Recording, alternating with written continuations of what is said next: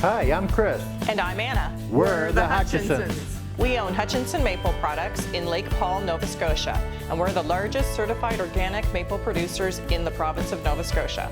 For over 21 years on the road running a successful trucking business, we've had quite a journey that has taken us home here to Hutchinson Acres. This is our story.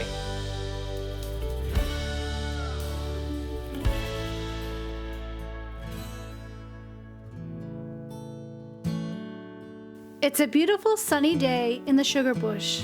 The temperatures have been warm for the beginning of February, and the sap is beginning to flow.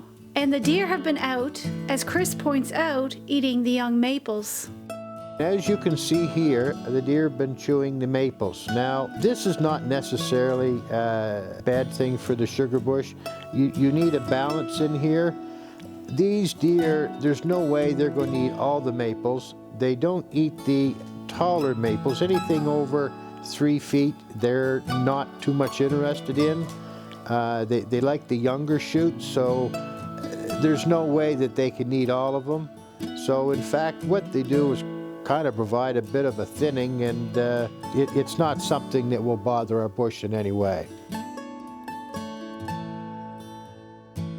Chris is on his way to meet up with the crew who are out tapping trees, with Cheetah leading the way. Hutchinson's Maple Products has a sugar bush that spans over 900 acres and 65,000 taps. That's a lot of taps, and it keeps the tappers like CJ busy. And as you can see, CJ here, she's tapping. Now, CJ has a background at the Forestry Technician School in New Brunswick, and allows her to talk with the other people here, the other tappers, and to give them pointers on what to look for in defects in a tree that we would probably take out of production if we could see a tree that had serious defects.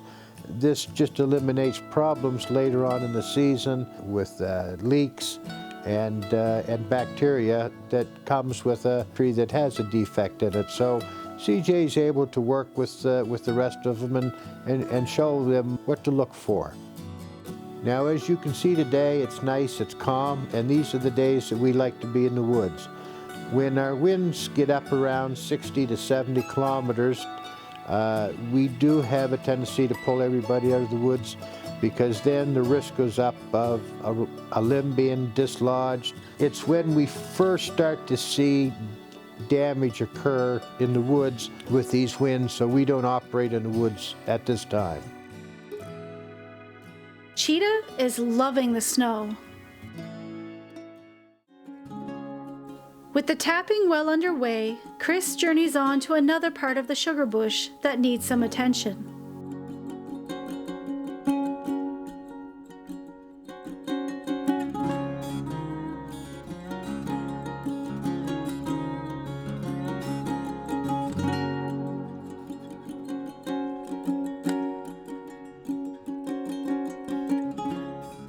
But it can wait for a moment while Cheetah gets her stick thrown.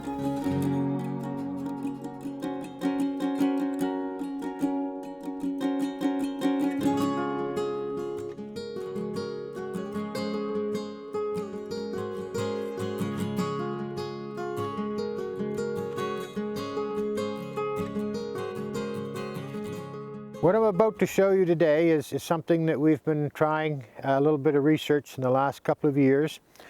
And we have too many trees in our woods here.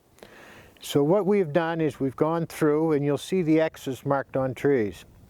So what we do first is we look at the canopy, and then we see if it's crowded or not. Then the second thing is the health, the overall health of the tree. Any defects, cracks, holes, anything that would lead us to believe that this tree may not be a good tree.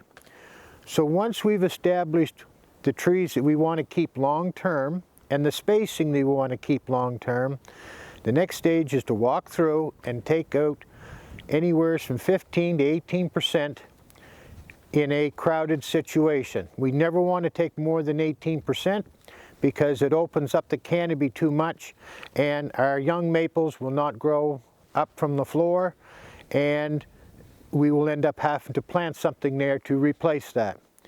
So we go through, and as you can see, this one behind me is split. This is an easy, obvious one that's going to be taken out. Other ones are maybe not so distinctive. They will be holes in the side of the tree, indicators that tell me that that tree is sick, and when we try to tap it, we don't get good, fresh green wood, which is very important. So again, the overall health of our sugar bush is important. So therefore, we have to pick the trees that we're going to keep for long term and that are going to continuously be good, tappable trees. With the marked trees checked, it is time to head out.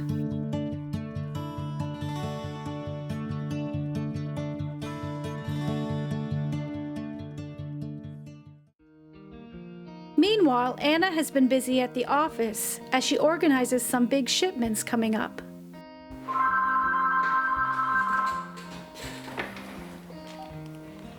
Hutchinson Acres, Anna speaking. Okay, perfect. So as far as getting deliveries and stuff done, no problem. Pickups, no problem.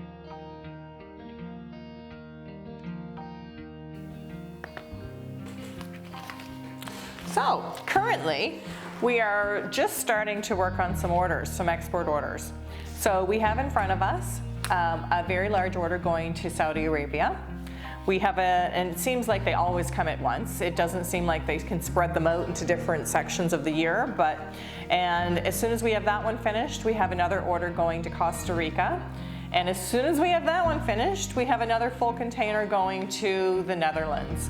So we've got a lot of work ahead of us. Right now, I'm planning on all the bottles, the caps, the labels to make sure that we have everything in stock so that as we bottle, we can label as well.